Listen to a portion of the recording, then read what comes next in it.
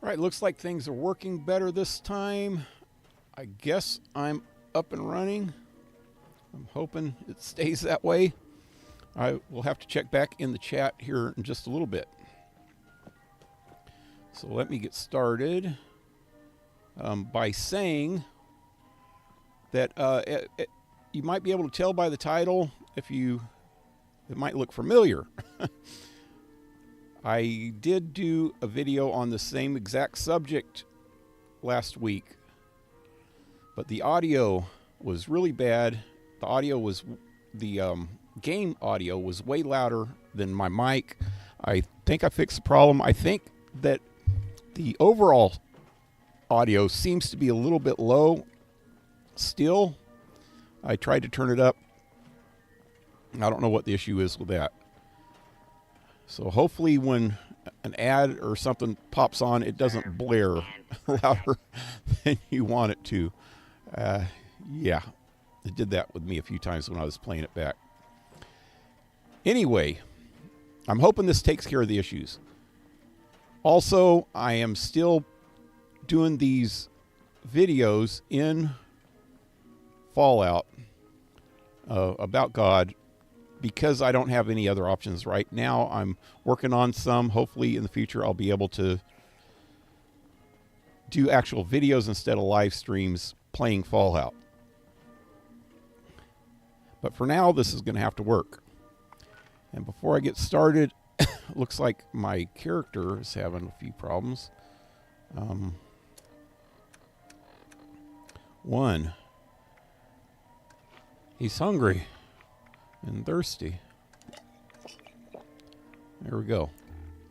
Also, I need to look at the dailies.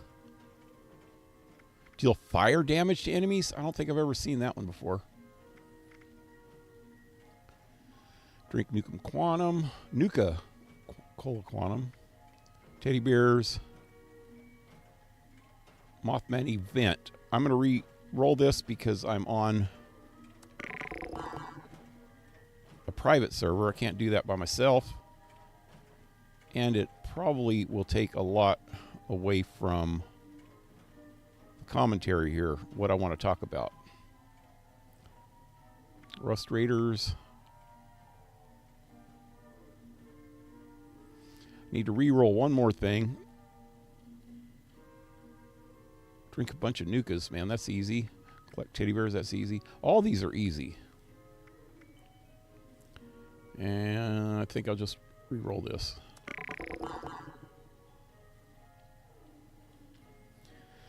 I always re-roll. You get 2 free re-rolls down right underneath where it says re-rolls free. It says 0 right now, but you always get 2 every day. And I always re-roll them because you have a chance to get epic re-rolls, which give you more score points. So if I have free re-rolls, I always do that on the chance that I can get more score points. And you use score points, if you don't know, in the season menu. It gives you, well, if you look up at the top right corner, that's your score rank. And then the points are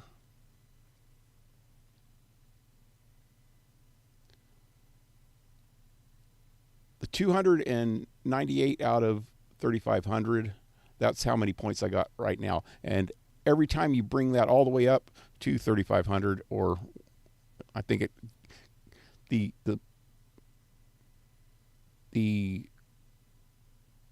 3,500 will raise every time you go up. But every time you go up, you get 25 tickets, which is in the bottom right corner. And with those tickets, you can buy the stuff that's on the screen right there. I only need one more thing, which is that axe in the bottom left-hand corner.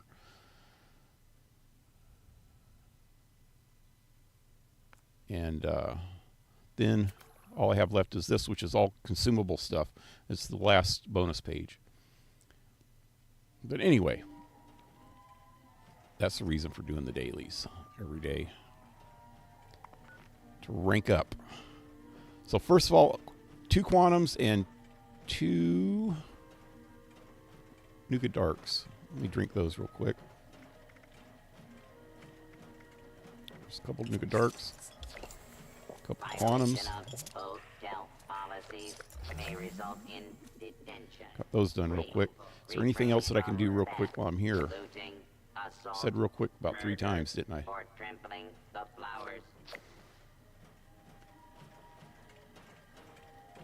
Ceramics. I can get ceramics here.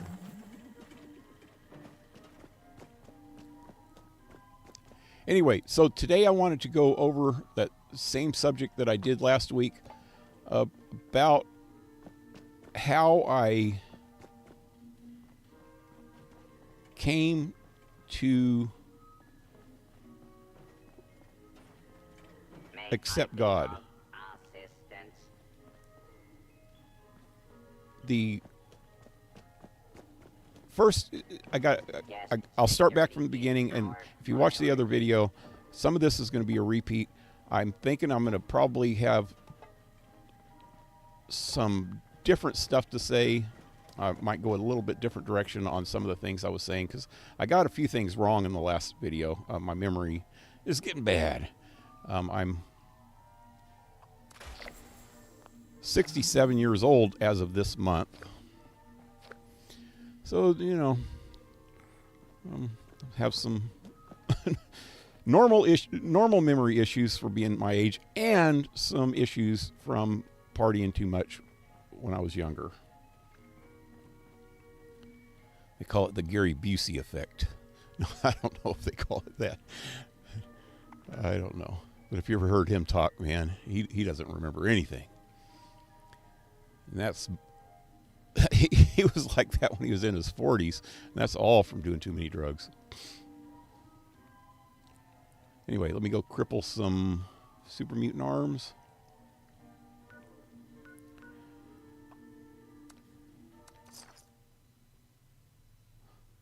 So yeah, I've believed in God all my life. I just never followed God. I had a basic understanding of sin, what's sin and what's not sin. I could see when I could understand when I was doing things wrong. I think all of us can do that. All of us instinctively, inherently know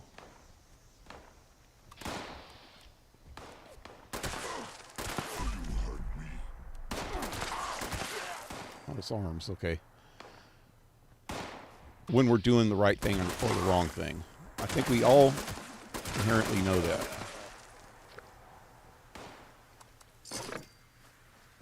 Well, it says in the Bible that we do too. I mean, we are all products of Adam and Eve and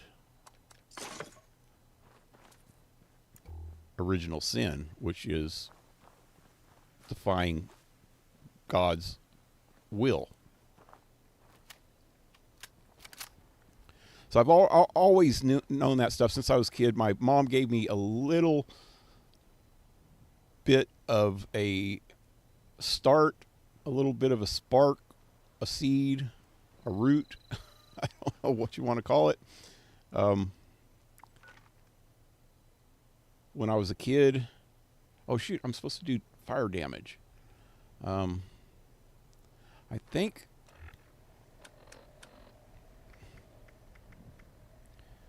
wait, that's not it. The red rust gun counts as fire. I'll find out. If not, my cremator does for sure. Wait, you know what? Let me get that. 2. There we go. So who do I need to go after now? Just any enemies. So I'll go get some teddy bears, and there's enemies there.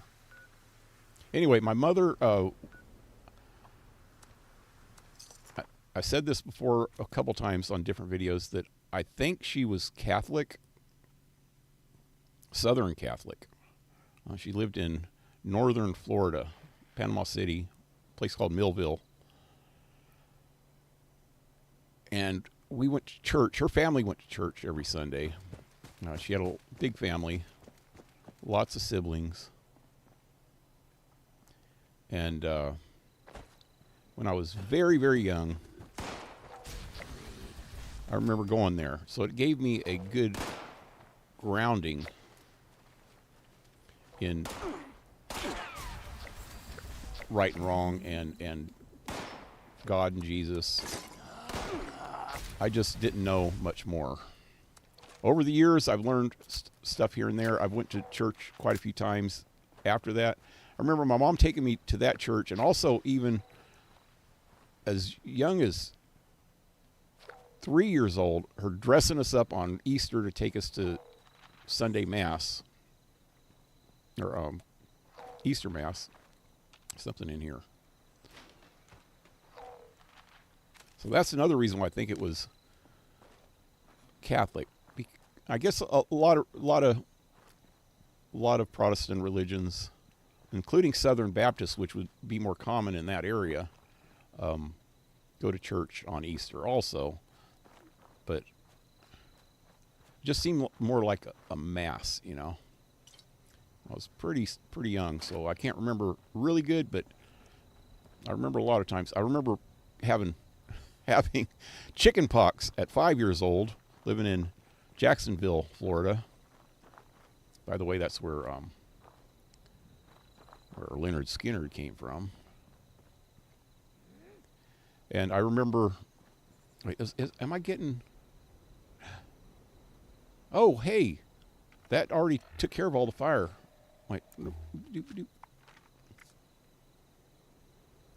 yep, I guess I did a lot of fire damage with this gun already. Let me switch guns now.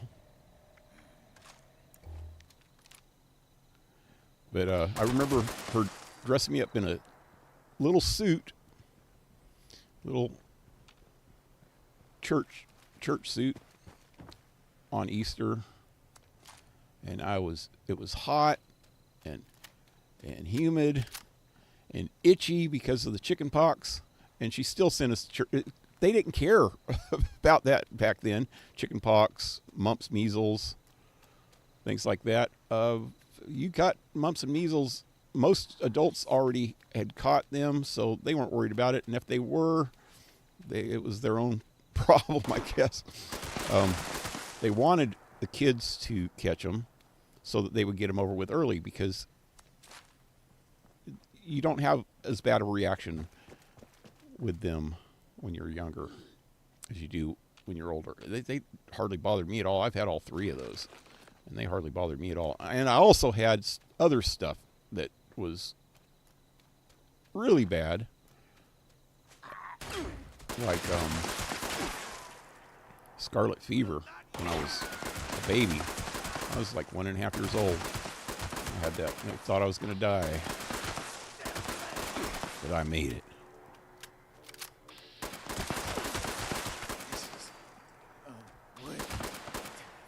But also, I remember when I was really young, my mother and father, they divorced when I was like 3. And before and after that, my mom was, and probably the reason why they got divorced when I was that young, she lived her family was from Panama City, Florida, and my father's family was from Fresno, California, which is the ag belt in California. Not the big cities. It wasn't that big of a city back then. It is now, Fresno. But it wasn't that big back then. It's not near as big as someplace like L.A. or the Bay Area, which is just one big city. San Francisco, Oakland, San Jose, Santa Clara Valley, all that. It's crazy up there. I've lived there a few times too. But my mother got homesick. About every she could last maybe 6 months without having to go all the way back to Florida. And back then, it was probably too expensive to fly in planes, so she would take a bus or a car. And it's a long drive. My dad didn't want to go. I think he probably went back with her a couple times, but after about the second or third time, he got tired of it and didn't go with her. And my grandmother would watch me when she would go back, before and after they divorced, and I went back with her quite a few times too. But about half the time I go with her, and half the time I'd stay behind. And my grandmother, though, although throughout the rest of my life, I never knew her as being real religious. She did believe in God. Everybody believed in God back then. And if they didn't believe in God, they didn't say much, except for maybe, some real rich people or scientists or philosophers. Even scientists were rarely inclined to say that they didn't believe in God back in the 60s. But most people believed in God. It was just a given. I don't think I even ran into an atheist until I was a teenager in the 70s. Personally, face to face. And that was more of a commie bastard. It was commune that was close to where I lived. Anyway, my grandmother used to have me recite the "Now I lay me down to sleep" prayer every night before I go to bed. So I had experiences with religion and God and praying and stuff when I was real little. Sunday school, when I'd go to church with my mom, they had sing church songs like "He's got the whole world in his hands" and what's that other one? Jesus loves the little children, all the children of the world. Anyway, I didn't have much other memories of anything church related or Bible related until I was preteen. And I lived in a small town outside of Fresno, California called Friant. And I went to church there. When I first moved there, I went to church with some of the kids that I met, and they were locals. They would always live there. But the Alpha's whereabouts are unknown. I repeat, Alpha's location is unknown. We need to find and kill that Alpha wolf ASAP. Take out the smaller packs and draw out that Alpha. Just make sure you bring a lot of bullets. That big Alpha is a heap of trouble. That lady's annoying. I couldn't talk much because she was talking over me. I don't know if you guys could hear me when she was talking. But anyway, all the locals the kids that I ran into, they had a lot of them went to church, so I went to church with them until it got kind of cliquish. There was other kids that just moved to town. There was, city kids, that's what they called them, we were all kind of outcasts. At first they were nice, and then after that they saw the differences in us. We had different ways, we were from cities. I mean, Fresno wasn't even that big of a city then, but we are city folk, and I started hanging around with the outcasts, and that led to a lot of things. Through my teens, I started doing drugs and drinking and smoking cigarettes. Started with cigarettes, and I don't believe that there's gateway drugs or gateway anything. It was that's just the way it was. There was some peer pressure, but it was more or less just trying to be cool at first, and then realizing, hey man, you just makes you feel different, and you don't worry as much, and blah blah blah, until you get too hooked on it. Yeah. But anyway, I pretty much from a teenager, I had partied hardy mostly on weekends, but when I was a teenager, it was like all the time. Every day was a weekend then. But then when I got older and had to work, it was on the weekends all the time, and sometimes in the weekdays. But I would go through phases of partying a lot and not partying at all. I'd stop for years at a time. I'd even stop smoking cigarettes, and then something would happen, like a divorce, which happened a lot, or something like that, and I would start partying again. You know what? I forgot I was supposed to get these bears. There's one in here, usually. Or did I grab that one already? There he is. That's the main reason I even came here. And,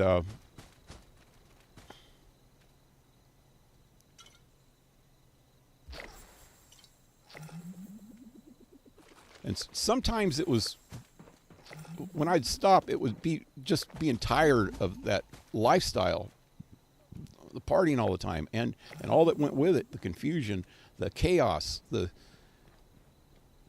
danger, a lot of danger.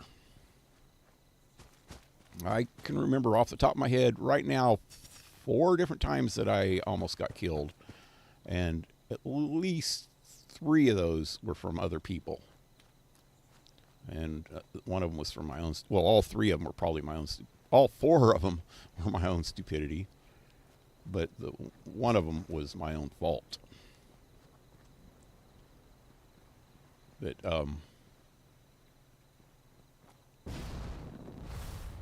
yeah, sometimes it was kind of,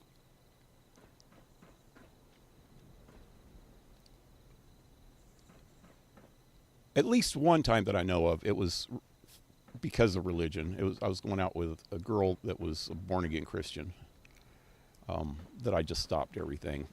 That didn't last too long, that time. Maybe a couple months. Other times, it was just getting tired of it, everything, and just wanting to change and wanting to straighten up my life. And that didn't last too long, a couple years at a time, maybe. But God was always there. I always, they call this, I didn't know what it was then. They call it New Thought now. It's more of a mystical Christianity, which is not real Christianity, I've come to find out. I dabbled in ideas in that perspective quite a bit. At one point, I had my own theory on the before life and afterlife.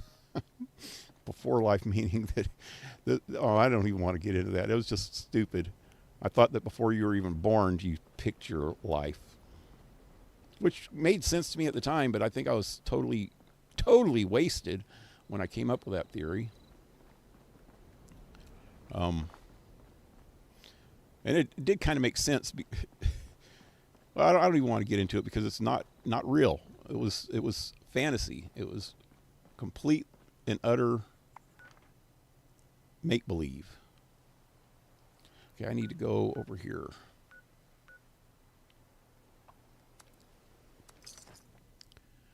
But yeah, so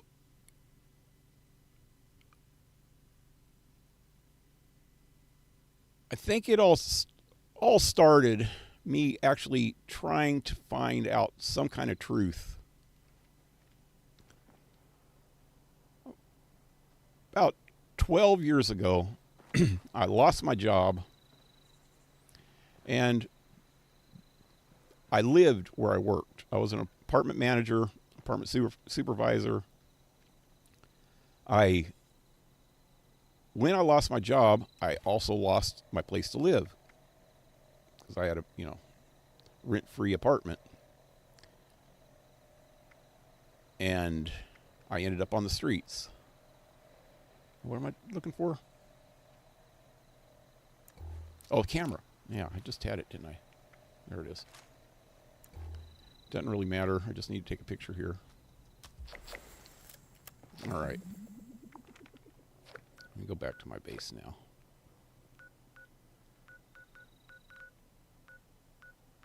I ended up living in my truck for a while. It had a camper shell on it.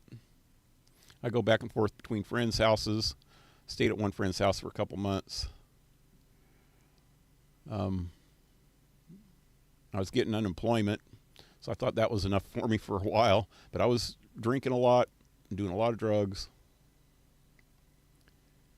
which is one of the reasons why I lost my job, because I just wasn't functioning enough to get the job done. It wasn't that I did anything bad.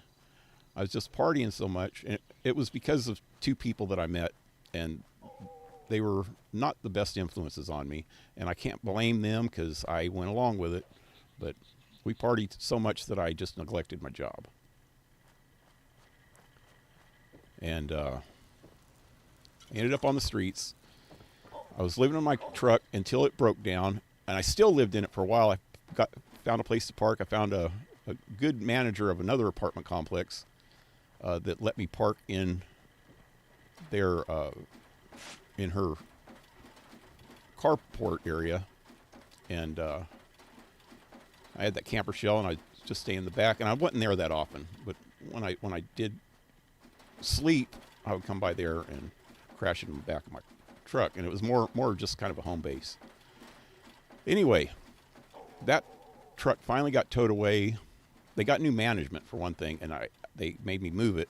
I moved it out to the street, and Caltrans towed it away because it was out next to a freeway. Well, it was on a frontage road by a freeway, but they towed it away, and I lived on the streets for another 6 months, totally on the streets. Had some bags that I used to take around with me. I made sure that I kept clean. That was a good thing. And I was a musician. Still am, but I was a musician back then, which made it easier than most people that were on the streets. I could go play in front of stores and put out my case, and people would throw money in it. So I had enough to supply me with alcohol and drugs and keep my clothes clean. There was a laundromat there, right close to there where I was at most of the time. And I had a little bit of a private area that I could go to that nobody else messed with. So I can keep most of my stuff there. And I had some good people that looked out for me. Like the owner of the bar that I hung around at. She was great. I got my, as long as they were coming, at least I got my my unemployment checks at the bar, and she would cash them for me. But let's just say that those were not good times. Those were not happy times. They were really chaotic, and I was pretty much out of control. And I mentioned this, or I talked about this quite a bit in the other video, and I'll try to be a little quicker this time, is my mother died during that time, and it took about a month before somebody that knew her found me. It was actually my son. Somebody sent my son to find me, and he was, 12 then, I think. And they sent him out on his little BMX bike to look for me and find me, and he told me to get in touch with the person that sent him, and she is the one that told me. And as you can probably imagine, it tore me up. Not just the fact that she died, but also that it took me so long because I was on the streets.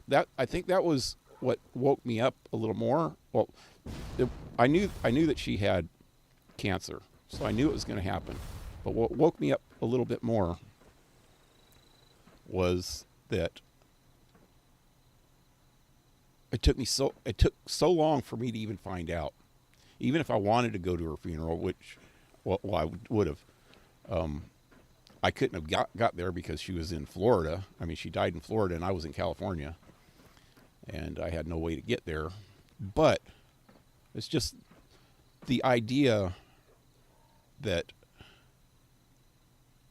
if I wasn't screwing my life up, I would have at least known. I could have talked to my sister at the time. She was also in Florida at the time. I could have talked to her and maybe comforted her. She could have comforted me. Something. But that tore me up. And for the next day, full day, I just wallowed in my beer. Or maybe I was drinking vodka at that time, I don't know. And cried. I was in front of this other bar that I got 86 from. Mostly because one of the bouncers didn't like me.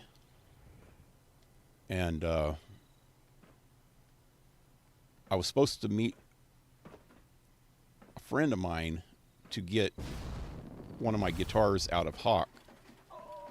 I had it at a pawn shop. And this I didn't actually talk about in the other video. I was just saying circumstances. But I remember all day long just praying to God.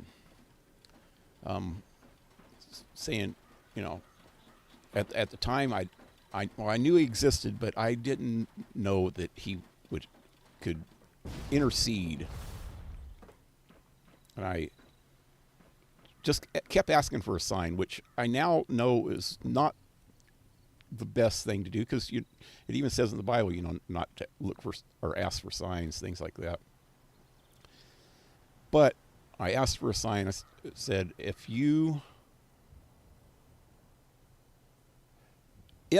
it would be,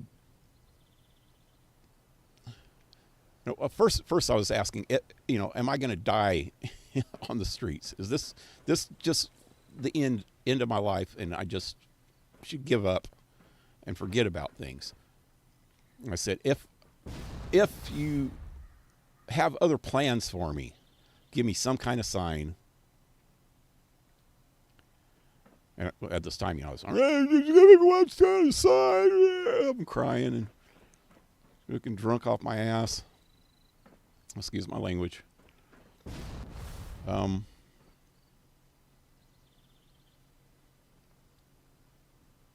And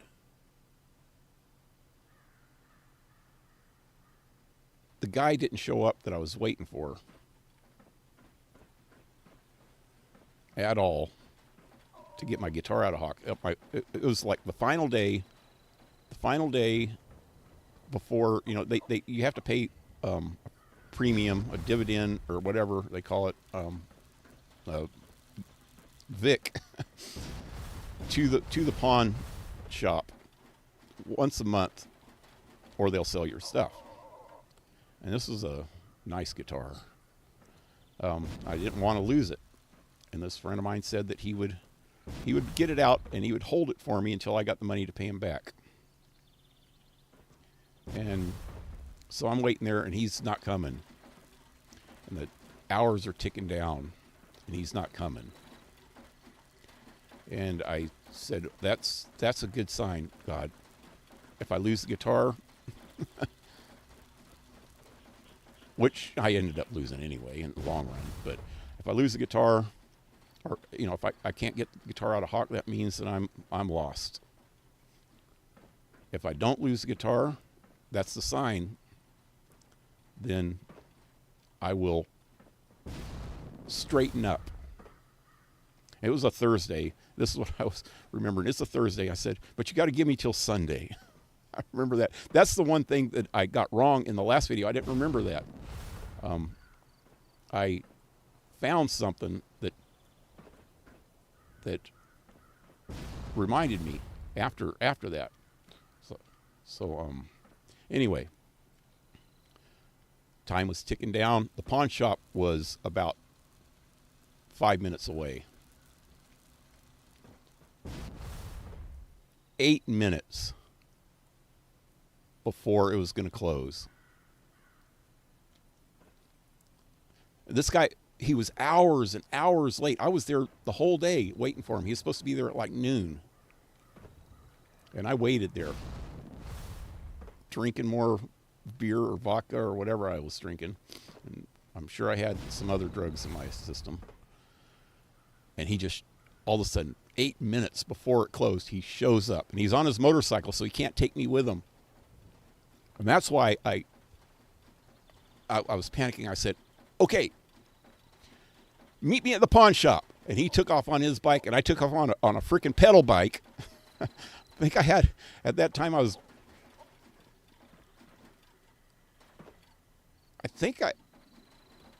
had a little freaking BMX, and I'm a big dude. I'm 6'1", and I pedaled my ass off over there. And it was, you know, probably about 5-10 minutes away on a good day. And I pedaled my ass off, and I got there just right before they closed the door. They were just coming to, he was just starting to turn the sign around and lock the door. I said, wait a minute. He said, okay, come on in. And we went in and got my guitar. Anyway, I never did pay that guy back, so he ended up with a guitar. And I lost touch with him a couple years later when I finally straightened had enough money to pay him back. I didn't know where to find him. But at that point, that was the time that I just said, okay, that's it. I'm done after this weekend. And I stuck to my word. Come Sunday morning, I woke up without a hangover. And I was wasted Saturday night. Completely off my butt. I figured this is my last time. I might as well just do it good. And I did. And I probably went to sleep about 3 in the morning and woke up pretty much after daylight without a hangover.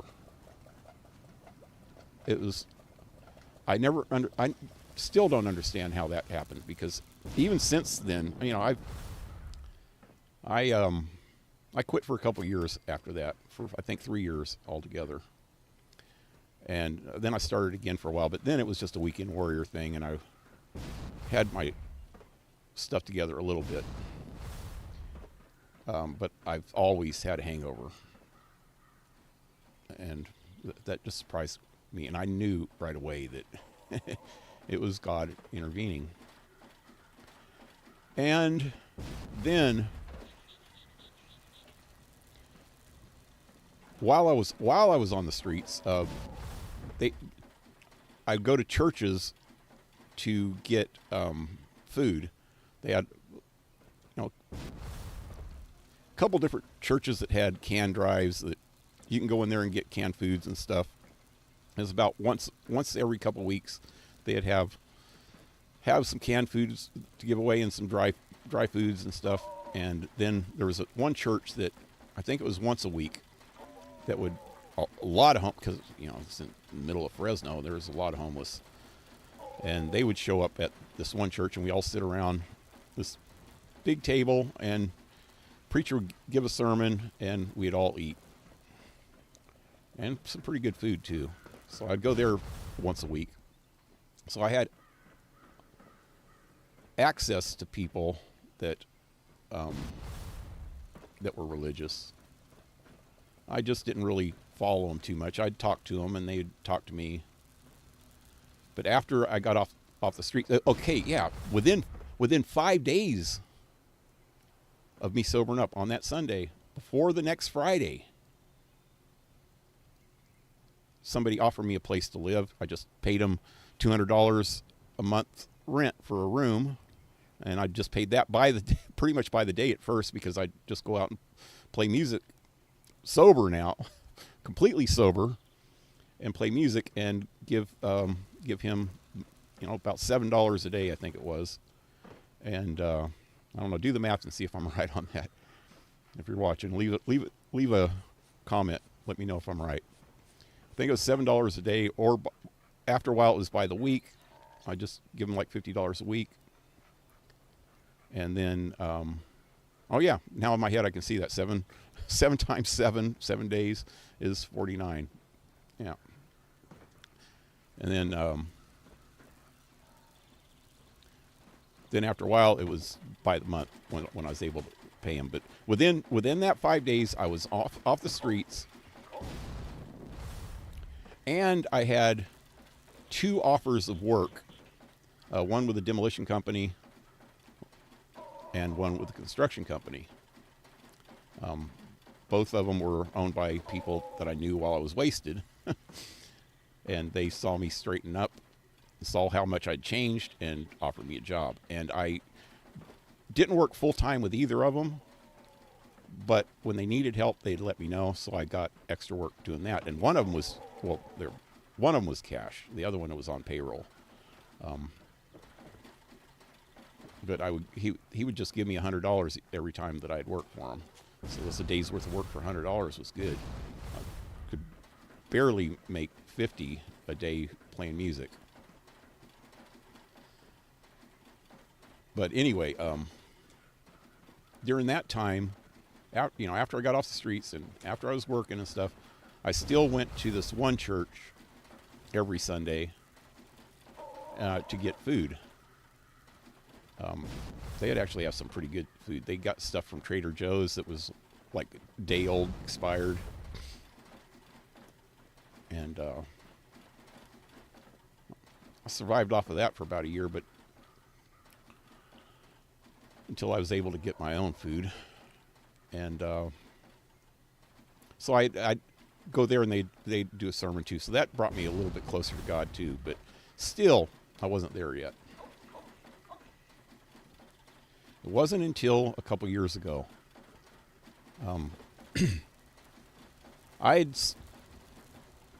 So after I got off the streets and I was completely clean and sober for about 3 years, I even quit smoking cigarettes again at that time.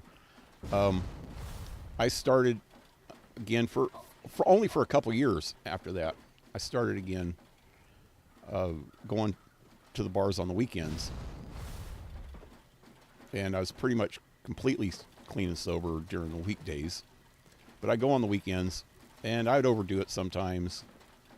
And most times I was okay. But it got to the point where I just got tired of it, and I just quit. This time without God's help. I didn't ask for God's help. Put it that way.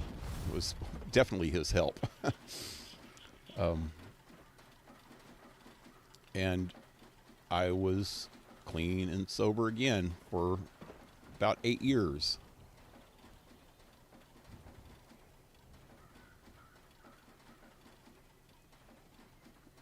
I'm trying to think, 3. I don't know. I might. The 12 years might be a little bit off. I was 48 when I went out on the streets. Shit, that's almost 20 years ago. Excuse my language. It was 19 years ago.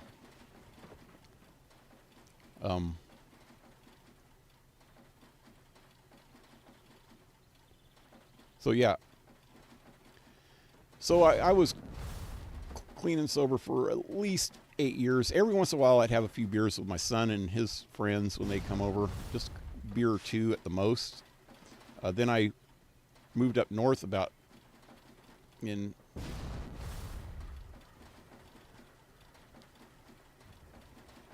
2018, I think. I moved out of Fresno to some small towns in Northern California, and with a girl that I'd met online, who is currently my girlfriend again. We were together for about 4 years, and then we broke up. But during that time, my son had moved from Fresno up here with his wife. They just got married about a year or 2 before that.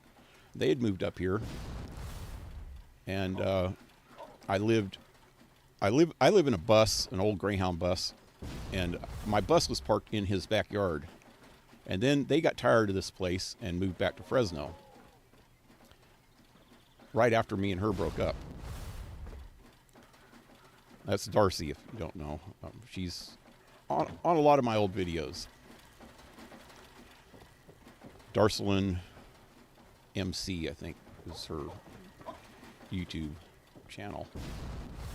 Anyway, by that you might surmise that that's how I met her, is playing video games on YouTube. And then I'd lost my place to live, and she offered to have me move up here with her, and so I moved up here with her. But anyway, we broke up. My son had moved, and the first Christmas that I was ever completely alone, even when I was living on the streets that year, on Christmas, I spent it with some friends. But this was Christmas of 2023. I was completely alone, no family or friends around. I didn't really know anybody up here. Darcy had moved at least an hour away, back to the town that she lived in when I first moved up here. And we'd moved 1, 2, 3, 4 times since then. And then she moved back to that town. And so I was here completely alone. And I started I went to the bar down the street. It was right around Thanksgiving, I think. Holiday season, 2023. While my son, I forgot to mention, while my son was living here, me and him was drinking quite a bit on the weekends. Not all the time, but a lot. And it led to a lot of problems. A lot of harsh words. Him getting angry at me. Mostly, I never got angry at him. He's my son. He's my youngest son, by the way. I have other kids. So I went to that bar during that season, and somewhere around that time, I started smoking. I started smoking cigarettes way after I first started drinking. I went for quite a while drinking, even with my son, without smoking cigarettes. And then I was going to that bar. Sooner or later, I ended up bumming a cigarette from somebody. And then it got to the point where I'd buy a pack every time I went to the bar. I wouldn't smoke when I wasn't at the bar. But then it got to the point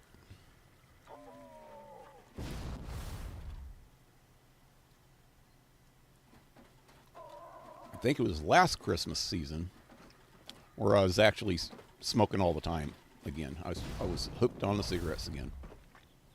And I was still drinking, but not that much. But during Christmas of 2 years ago, I was pretty drunk a lot of the time. And that's when it dawned on me that my whole life I've been looking at everything wrong. That I never really tried to understand God. I had known about him. I asked him for help. I had no clue why he helped me. I had no real understanding of his existence or his word. And I decided I want to try to figure it out. And I started it with this series, which I did a video on it the other day about order and chaos. The relationship of order and chaos. And my conclusion to that, which I'll spoil it with I already mentioned it in the video, but you can watch it if you want. Spoilers, I realized that it was all to do with God's will versus man's desire. And free will. At first, I thought that free will was man's desire, which it has. There's a big connection, but it takes free will to find God, to understand God, to accept God. you have to do it by free will. If you do it by coercion, it's not real. It's not real salvation. Which I'm going to get into salvation in another video. But I started. That was two years ago, right around Christmas. I did it in a 6-part series, starting with order versus chaos, and ending in God's will versus man's will. And I put it on Facebook, and got a lot of feedback from people, good feedback, and helped me start understanding. And so from that point on, I started really studying the Bible, trying to understand questions that I've always had, like the one that my son just asked me recently is, this is one that I've always asked Christians when they were trying to convert me at the time. You know, I'd always ask the same question, and he asked it to me the other day, and not the other day, but it was last week, and I don't even think I did it justice. I'm gonna have to do a video about this too. It is, if you're a Buddhist monk living up in the Himalayas somewhere, and you have never had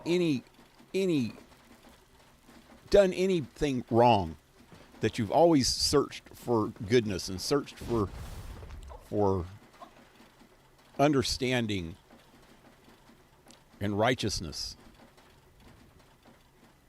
are you going to go to hell? And the short answer is no.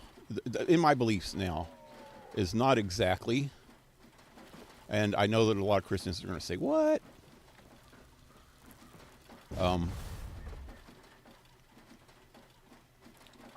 But that's a video for another time. The long answer is a lot more complicated.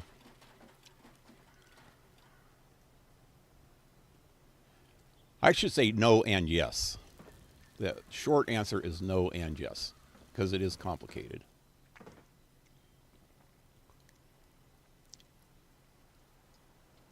But I didn't answer. I don't think I answered it to him right.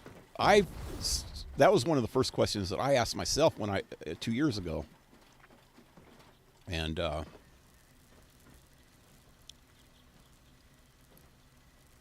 I got pretty good answers just by reading the Bible and doing a lot of Google searches and trying to find other people's opinions and then comparing those to the Bible.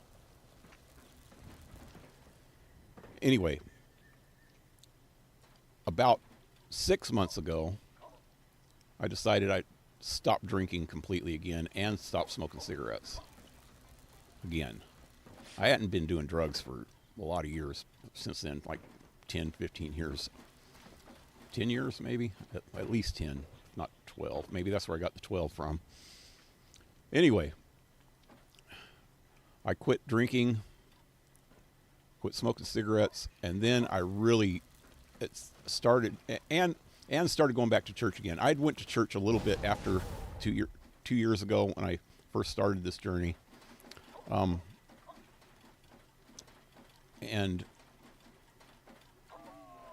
then come last Christmas season, being alone again, I stopped again because I was drinking a little bit too much again. And then, like I said, over the summer, I stopped again. But then I started going back to church. And I started doing research every single day about the Bible, about God, about Jesus, the Father, Son, the Holy Spirit, asking myself more and more questions and trying to find the answers. And I still got a lot of questions, but most of the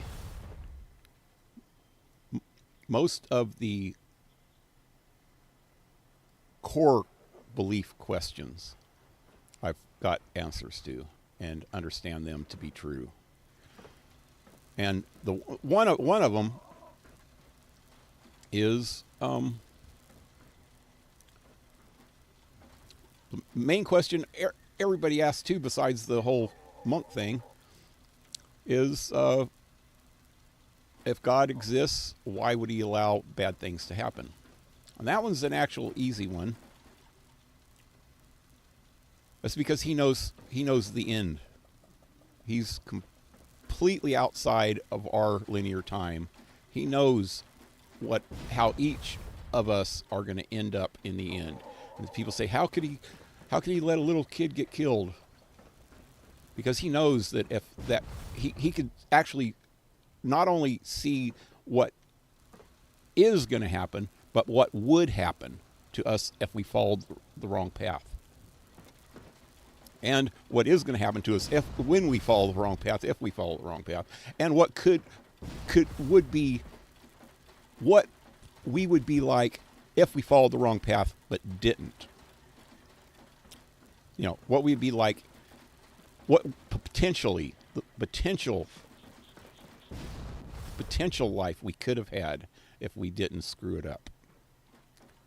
So, him knowing the life that this baby is going to have, it's actually a mercy, maybe, possibly, or other reasons. There could be a lot of other reasons, but that's the one that I see that makes the most sense.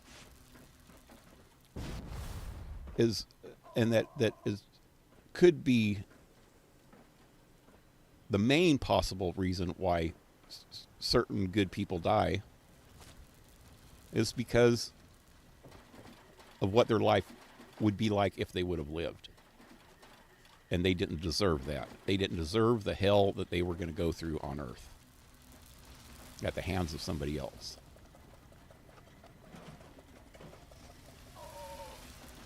Because of somebody else's human desires.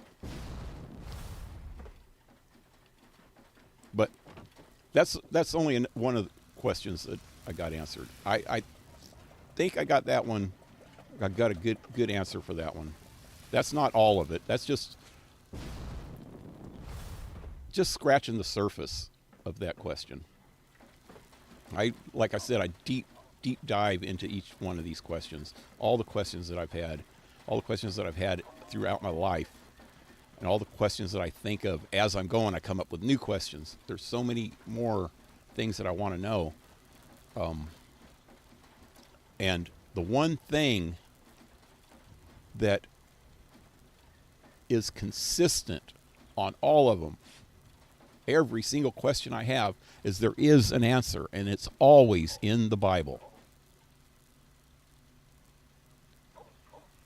That is the blueprint of how we should live our life and everything that we see and do.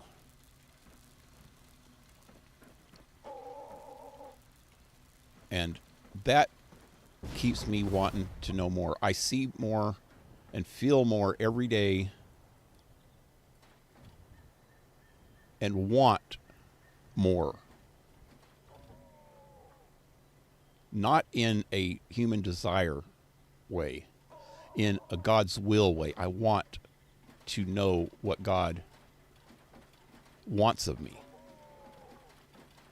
And I think it's one thing, and then I think it's another thing, and then I go back to the first thing, and then I go back to the second thing, and then there's four or five other things that could be possibilities. I don't know. I just let God decide now. I accept what he has put in front of me. And let that guide my life. And more about that stuff when I get to some of the other videos. Like, I need to redo the one about... Okay, so the first video I put out recently was just an update. The second one was about, is it evil to play video games and consume other media? Like movies, watching movies that are seemingly evil.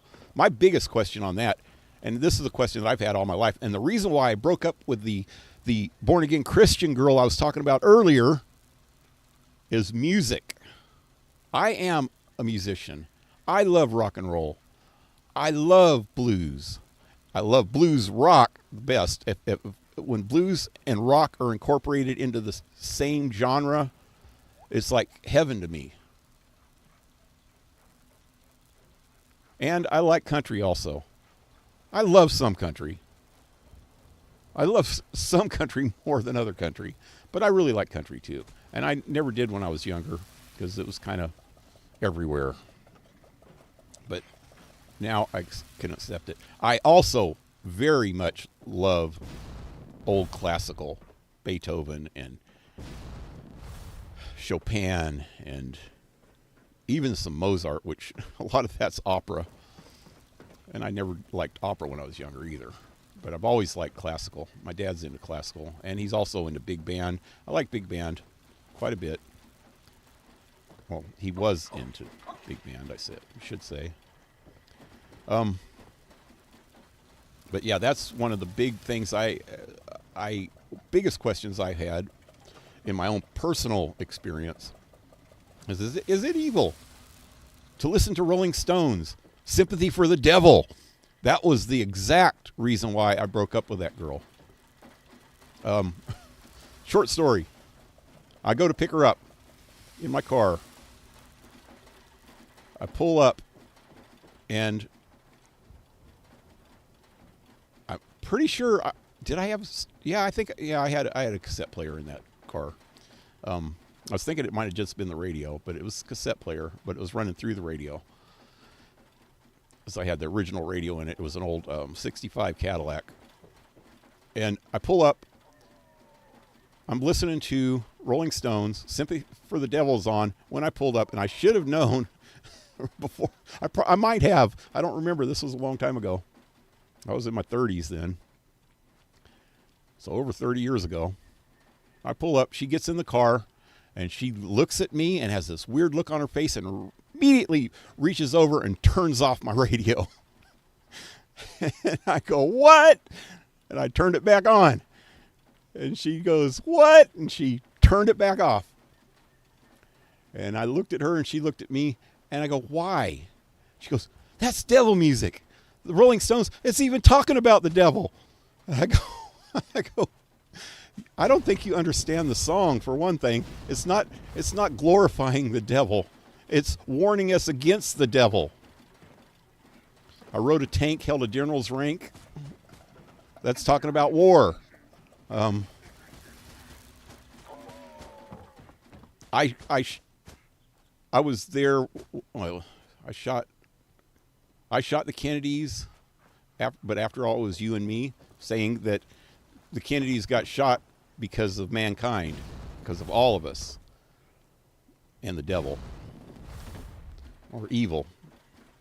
Every verse in that is against the devil, not for it. Same thing with a lot of rock and roll. I just think rock and roll's got a bad rap. But besides that, even the stuff that has more of a satanic vibe to it, you cannot say that something has a satanic. Well, some of it has satanic messaging in it too. But the music itself, to me, music, the essence of music. The devil does not create. He destroys. God creates. Everything that we could ever create comes from God. Everything like music. The music itself. The words are different because words have different meaning. And God creates with words too. But human desires run off of words a lot. But to simply put, though, I think that you cannot hide yourself from evil. You cannot sequester yourself somewhere and live a life like a Buddhist monk, completely oblivious to what evil is.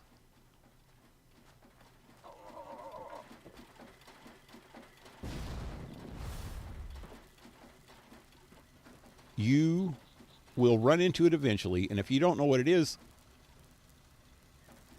it's going to rule you. You have to know evil, have to know what it is to be able to combat it, to keep it out of your life, to say, no, Satan, You have to understand it to be able to not fear it. Oh. Yea, though I walk through the valley of the shadow of death, I shall fear no evil. If you don't know what evil is, you're going to fear it. You're going to also fear good. You have to know the difference. You have to know both, or understand both, and accept the path of goodness. Anyway, I will probably redo that video too, because the sound on that one's all messed up too. And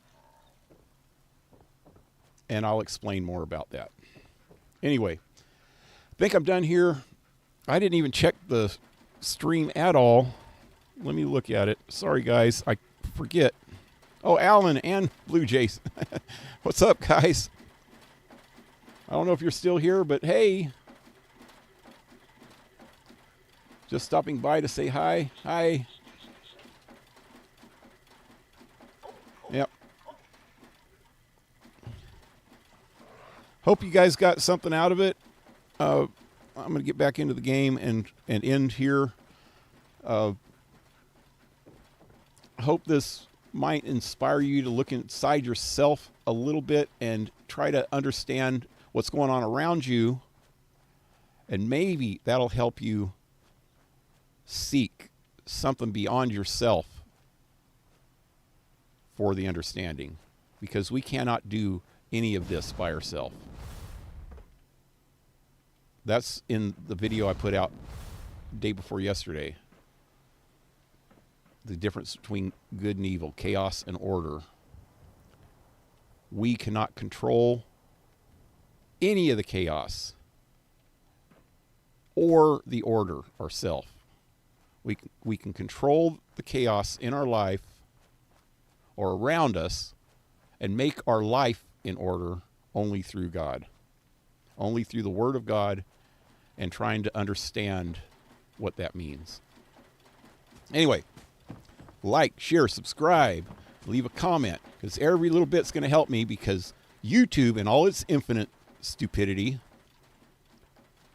is going to take me off of the partner program that I've been on for more than 10 years if I don't get more views. So please share and like and comment and interact.